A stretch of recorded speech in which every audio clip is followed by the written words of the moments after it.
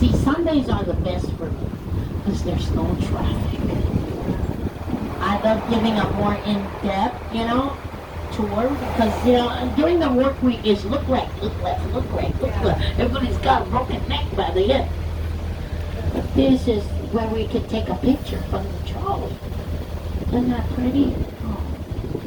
Now, when our queen had passed on November 11th, it was a Sunday morning at 8:30. The bell of this church rang. This is the St. Andrew Episcopalian Church. This was actually started with the king, Kamehameha IV, Alexander, and his beautiful wife, Emma. The majority of this beautiful church came by ship and was put together. This is all stained glass right here in the front. At night, this is when I go home, I go, McDonald's, pick up something. I always drive past here because the lights inside, it's so pretty. Yes. Oh, it's a little treat. My husband always said, how can you take so long, Bill? I went the long way home. I wanted to see the church. That's what I wanted to do. Okay, now the tower in itself has the bell. The bell that was given to Emma by Queen Victoria. They were very good friends. Queen Victoria was Emma's son, Prince Albert's godmother. Now the last portion of the church is the steeples, and if you look up, they're missing. There are no steeples at the top. The last shipment of the church, the ship sank. Meaning the steeple's at the bottom of the ocean. It was never retrieved. It was never, there was no replacement. It's been like that since 1888. Now before we go up into the crater, Steve, we're going to go up the hill. The portrait on the left of our bus, of the wall, okay, this is Princess Ruth. Princess Ruth was the granddaughter of Kamehameha. She had two half-brothers, Kamehameha IV, Alexander, and Kamehameha V, Lot. She helped raise her brothers. Okay, and in the end, during her time, she faced a lot of adversity. She succumbed to loss of land, while raising her brothers and succumbing to her life. Her brother dies. Alexander dies, husband of Emma. 1 year after their son had passed, Albert died at 4. He was only 4. It caused the king to have a heartbreak. That's what he said. He died of a heartbreak. So the kingdom now pushes to his brother. Okay, Lot is also the grandson of Kamehameha. Right? Before he passes, he was smart enough to pass the land to his sister, telling her, please, take care of the land, do not sell it,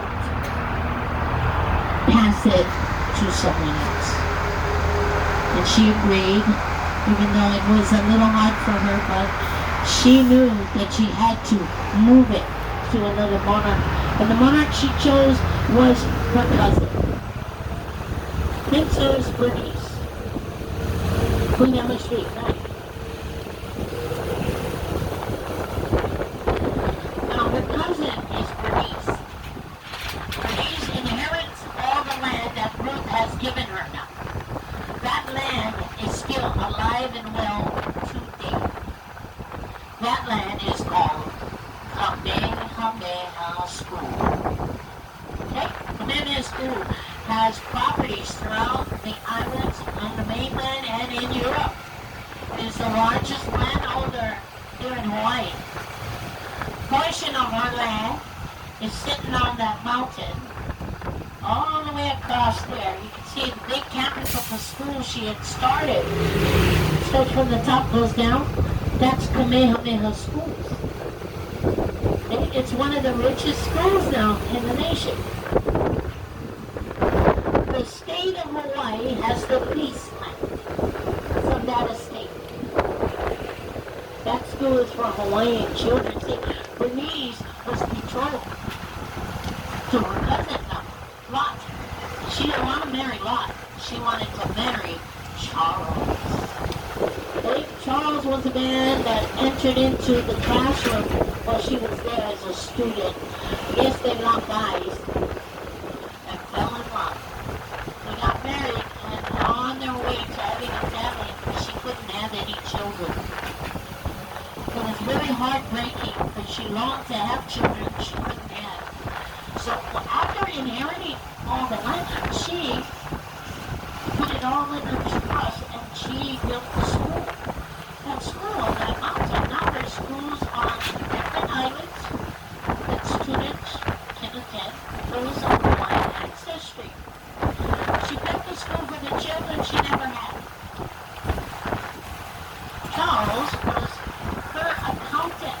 He actually was the first banker in Hawaii. Charles Reed was from New York.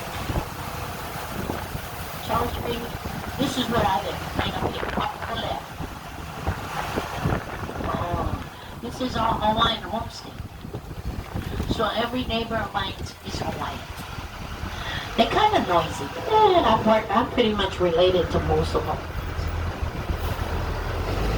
Okay, now we're going to go into the National Cemetery. Okay. The view of the city below Waikiki will be on the left. When we go through the crater, we go around the main road, cut back out, the view will be on the right. Okay, on this side. Okay, so no moving around. Please stay seated. People always moving around to get a picture. You'll get a picture, folks, when we either go in or out. Plus, we don't want you to fall. If you fall, the tour stops, a lot of paperwork, we're going to take pictures. But check this out. Here's the view I'm talking about. Look at that's Diamond Head, way up there. See what I'm talking about? See, this is Waikiki right here below us, right?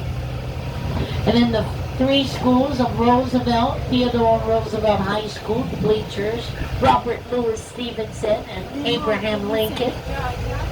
And you got, see, the fire truck is practicing. Yeah, they're training. They're watering the grass. Look, the homes go way up there. Look. Isn't that something? This is all Waikiki now. This is all Waikiki down below us. And it extends over here to this side.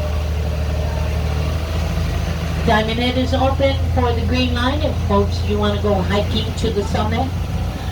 It is up to you. You must make a reservation if you are planning on hiking. The Green Line takes you inside that crater for the hike. Okay, if you have a guide map, you can download the link and pick and choose what is available for your time. Diamond Head hike.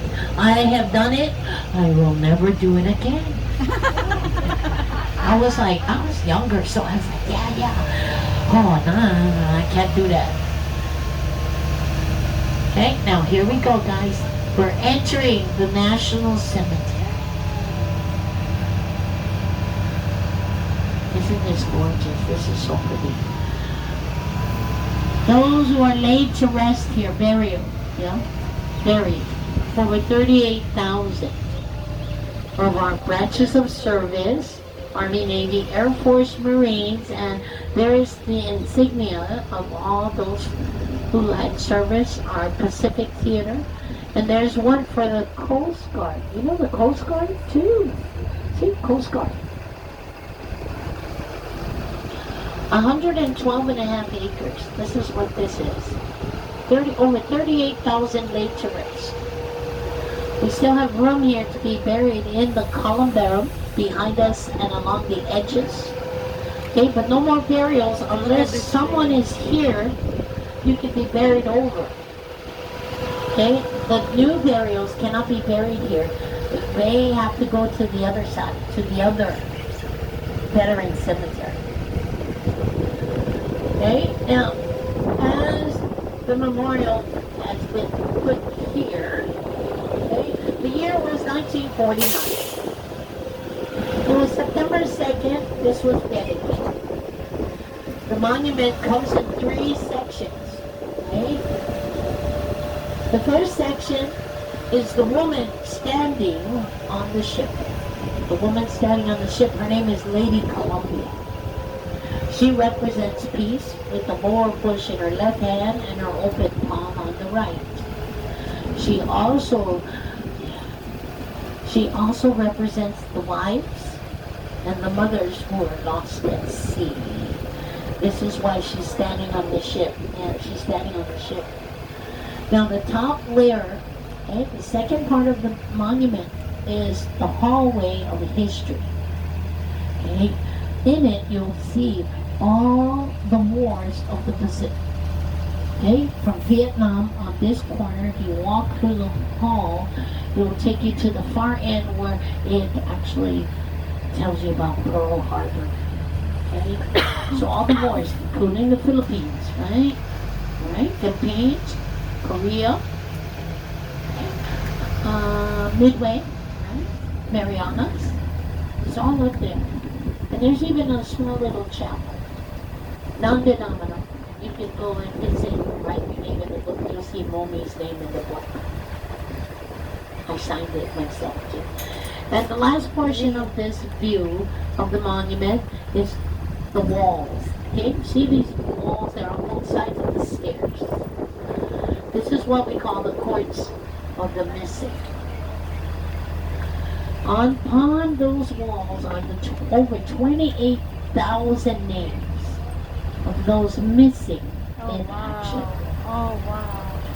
And it's all segregated by branch of service, including the Coast Guard. Wow. Okay, and there she is. If you all want to take a quick picture, they will allow me to stop for a second. Let's kind of get a snapshot. Okay, so if you ever come back on your own, right, you guys go and park on the top and then do your visit. And that's something so pretty.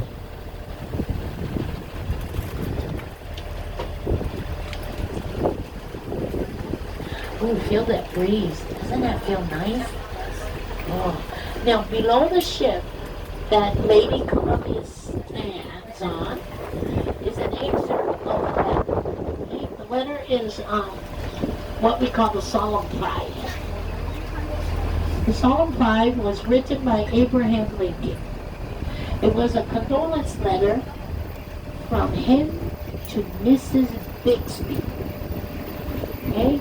Mrs. Bixby lost 5 of her sons in the Civil War. So below the ship that Lady Columbia stands is a portion of that letter. They made a movie of her story about her sons. It was called Saving Private Ryan. It was based on Mrs. Bixby. We got Ernest Taylor Pyle buried here, and Ellison Onizuka's memorial plaque. We also have our senator buried there. My uncle's up there by one of the trees over there. So if you have a loved one here and you can't remember, and just don't know where they are, you can go to the kiosk over on this side or this side and then punch in the name. Yeah, it will direct you to the gravesite. It's so convenient. Look how pretty. These are Chinese banners. These ones along the road. And then you got monkey pods with the purple flowers. Look at the birds. We have shower trees. Okay, that's the rainbow shower. We got plumeria, bougainvillea pine.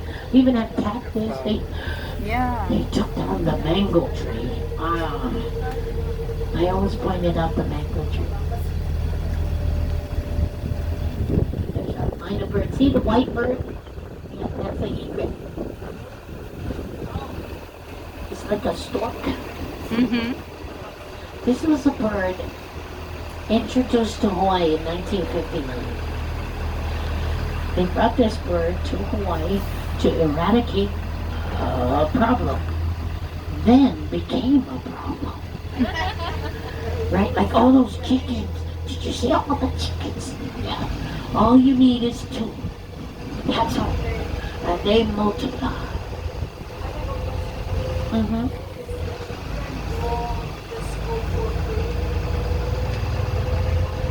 Now they do. Yeah, now they do. Mm-hmm. So 3 of my grandchildren go. The youngest one don't want to go. We're gonna take you going. Yeah, you're going, whether you like it or not. Yes, because you get to learn the culture at a standpoint where, you know, we were ripped of our culture, our language. Okay, so this school up on the mountain, this was her projection, yeah, to educate the children she never had. Okay, there's the view, guys. Everybody on the right, get your cameras out. I'm going as slow as I can without getting honked at. If we get honked at, guys, the back bench, just do this. Say, sorry. They should go around. Look at this.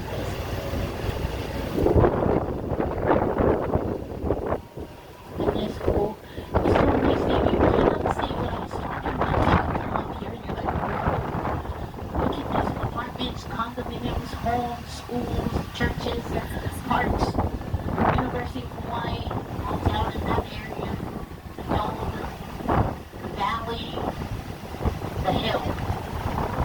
There's White House to the left at the very top before it goes up to the mountain.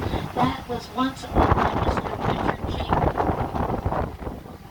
The actor, he just passed away.